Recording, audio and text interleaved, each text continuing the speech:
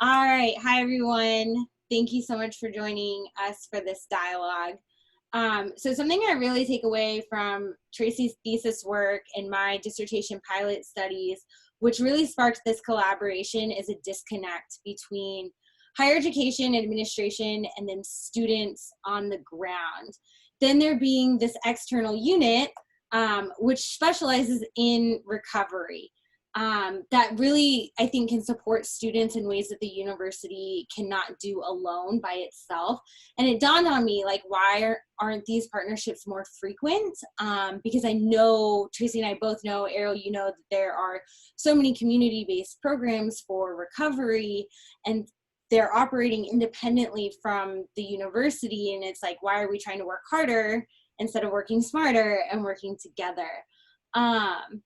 Ariel, I think you really bridge the gap between the higher education student coming from the collegiate recovery program, being in higher education, and then also that social work component between your academic and work history. So how do you envision potential partnerships between institutions of higher education and community-based recovery programs? I think like it's what you said, right? To be more productive. I think when I keep in the forefront of my mind and we keep it in the forefront of this field, it's to help folks find recovery and create beautiful lives for themselves, right? And so the more that we collaborate and work together and see that gap, that there's a way that we can fill that, the better. And so similar to what you're saying, just collaboration, I think meeting students where they're at, seeing young people or, you know, non-traditional students who are passionate about recovery or maybe an ally in that space or have that experience, see them as experts right away, right? Like we just had our student impact project breakdown that happened within the Leadership Academy because it's end of the semester. It's also one of the conference points that we'll have at ARHE. And it was just so stunning to see like how amazing these students are. You know, the folks that are really, they wanted to step up. They wanted to partner with us. They wanted to learn. They wanted to be of service to their campus. They wanted something outside of their normal studies to latch onto and also have proof of, right? They wanted to feel supported in that. And so I think it's like, it's obvious, right? Like there's more me's out there. There's more you's out there. And so how do we kind of just collaborate and work together? And I think it takes conversations like this between the minds, between the higher ed and between, you know, the community-based folks and just making it happen, right? Yeah. Yeah.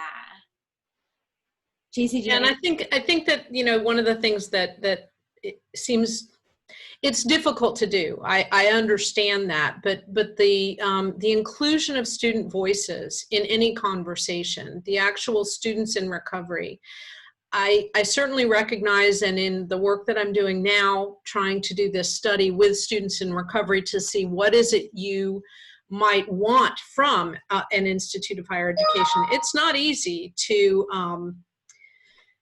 find those folks and get them to talk to me, right? Because there are issues pertaining to trust, a lack of trust of an institution, maybe a choice to have that part of their life be separate from their identity as a student.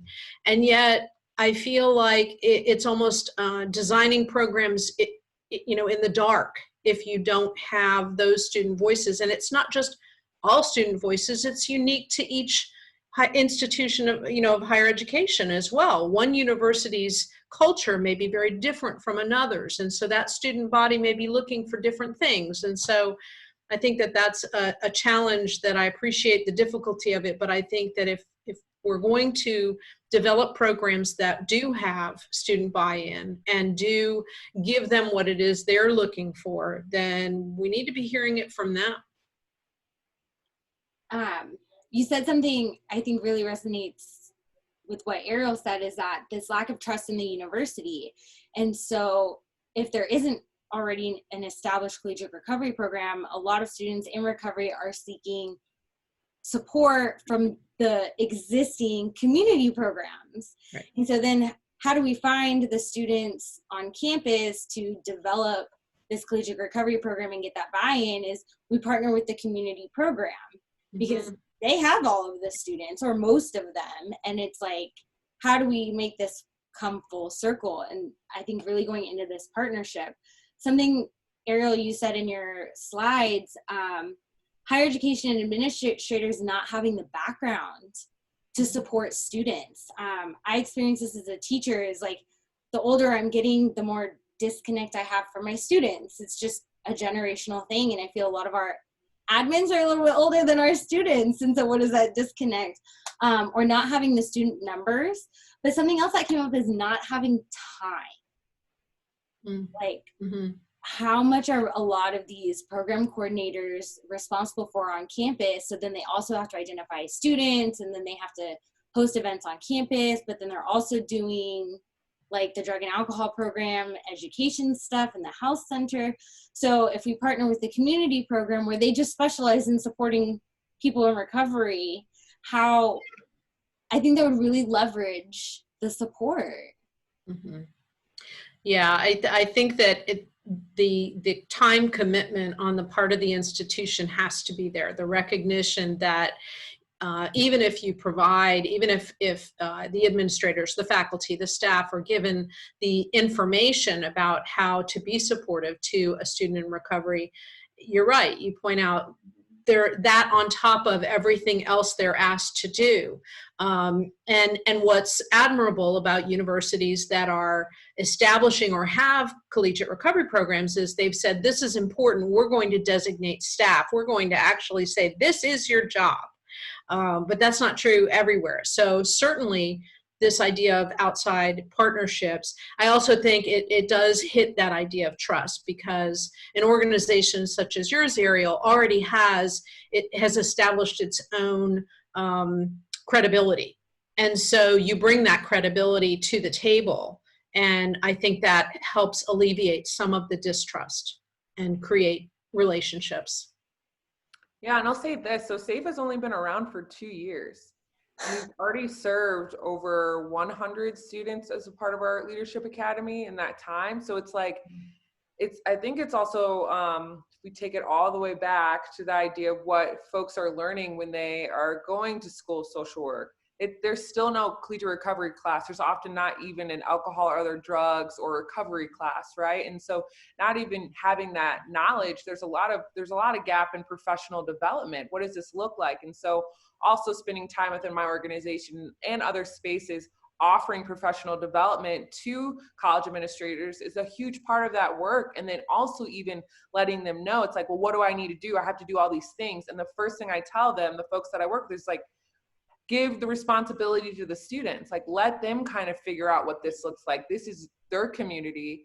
And you're a part of that work, and you represent the institution, but trusting that they have, that their values and their way of living really lines up with the institutional values that you're serving, like helping them meet where that is and meet them where they're at is just going to be so much more helpful. And it's just kind of like their jaws drop when they realize, like, oh, wow, like even if I have one student, if I build it, they will come, right? And I can hand off parts of it to them in the best ways, but it's also my responsibility before I even try to even maybe start building things out, is to maybe learn more before I do that, right? Like learn more about the population I plan on serving, and trust that you're doing the best that you can do too. Like that is so huge, because like you said, time, so much time. I'm like, how much time do you have dedicated to this scope of your work? It's like 5%, 10%. And that's on the institution's part. You can't fight that.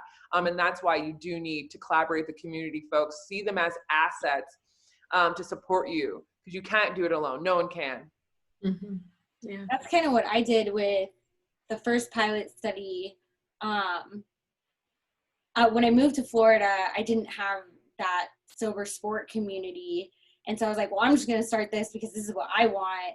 And I did a lecture, like a guest lecture in one of the World of Sport classes. And I was like, I need interns. Like, I've already talked to the Department of Sport Management, and they're willing to offer internship credit if you work with me. And I had to lay out like learning objectives, meeting hours. They have a whole form that you fill out. But I mean, any community-based program, if they want free help, can just reach out to the Department of Social Work, or even at Florida State, it's the Office of Leadership and Social Change, where they place students across the university into the community in internship credits. or most of our undergraduates have service learning hours they have to fulfill, but they don't know how to find some of the community-based programs that match their interests. And I just put on our like handshake, which is where students can go to find a location, some keywords, what they would learn, and then students, we met formally twice a week for like 2 hours, and I said, I need XYZ done, go do it, figure it out, and come back to me. And it's I think really empowering students. They can figure it out. We just have to give a little bit of guidance or be that resource for them. Not only can they figure it out, but I think that they are the best equipped to figure it out. I really feel like no matter how well intended, and you spoke earlier about the, let's just say the age difference, no matter how well intended a faculty person or an administrator or a staff person is, without that personal understanding and that lived experience of being a person in recovery, even if they know people who are in recovery, there's a limitation there. And I think that, there's a tremendous amount, like I said when I was talking in the slides, they're the knowledge experts. They're the ones that actually know. And what they need most, I think, from an institution is the support to make those things happen. One of the interesting things, though, that I heard in my interviews with the task force members was, oh no, we can't hear you. The sound cut out. Oh no, can you hear me now? Yeah. Okay, well, that's all right. My internet connection's unstable. Oh my goodness. Anyway, it was a question of, is that too much to ask the students? And in my opinion, as a person who believes really strongly in go to the community that you're looking to serve, the answer is no. As a matter of fact, it would be a grave mistake not to go to the students and let them create what it is that they need. But yeah. We have about 7 minutes left. Do you guys have anything else you think is important to kind of giving background to our kind of the initial discussion of how do we attract student buy-in? How do we promote these collaborations between the universities and pre-existing recovery communities to do, as Tracy just said, find those students to build communities on campus? Go ahead. I think I'll say that something that I think we've talked about offline, Chelsea, is just the piece about buy-in. It's like, this is one community where the expectation shouldn't just be on them to just like do, go. And I think that's something that you see in different experiences. I identify obviously as something else too, right? I'm a Black woman. And so just the pressure and the expectation that you have to do everything, but it's like, there's no incentive, there's no support for your work.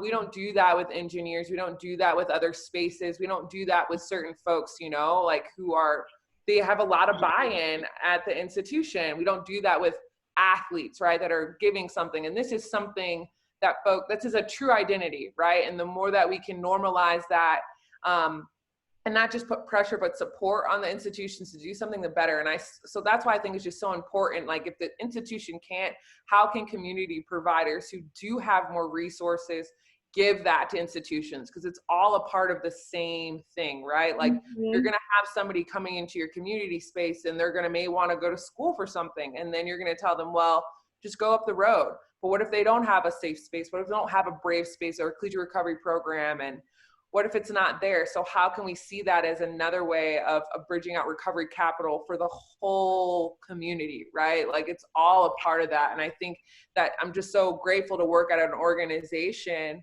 that I'm not grateful for this, but their son passed away on his 4th day of college at a university from an overdose, right? And instead of just saying like, oh man, like, and going away to grieve, they said, this can't happen again. We're going to use all of our resources, everything that we can possible to make sure that this doesn't happen again. And we're going to use our money and our relationships to help implement spaces and also empower students to create what needs to be created. And that's really important. And we know that there's more people with those stories. We know there's more organizations that have that, and we're spending money on like calendars and pens and things that like we could put that to the students to help them to build this out. And I think it's just about us as community partners, and I'll speak for where I am. I'm outside of higher ed now. It's like up to us to be like, do we really need those pens? Or we can use that to allow one more student into our leadership academy to help support them, to build this out for what they need, and feel comfortable in that, feel heard and seen in that. Thank you. Tracy? You know, yeah, listening to what Ariel was just saying, and thinking about the conversations that I've had with some of the folks in higher education, thinking about how can they be of service to the students, it seems like the assumption is there that the institution thinks that it needs to provide everything, and it forgets that there are many resources that already exist. And so the question is, how do we get institutions to remember that there are people out there they can turn to? And then how do we encourage those organizations like yours, Ariel, to approach the institutions and say, this is what we have to offer? It's not their first thought. Their first thought, with all of the best intentions, is this is a need, we should fill it. And sometimes the way to fill it best is to find those folks that you can collaborate with. You can't be all things to all people kind of thing. Yes. I love this idea of asking for help when we need help, and recognizing when we cannot fulfill those needs. Yeah. I think that's a really big takeaway. So go ahead and just wrapping up this conversation, I do want to invite anyone who who participated in our roundtable discussion to follow up and send me an email. We can get you in contact with SAFE Project. If you are an external organization and you are interested in connecting with the university, I'm sure Ariel and I are both willing to share our resources of how we've connected and we've bridged that gap in our own experience in creating those internships and those resume builders, and what we have really found to work to attract students at our campuses. And let's just start making a database of outreach. So thank you all for coming, and thank you, both of you, for participating in this roundtable discussion. This was fun. Thank you. Tracy.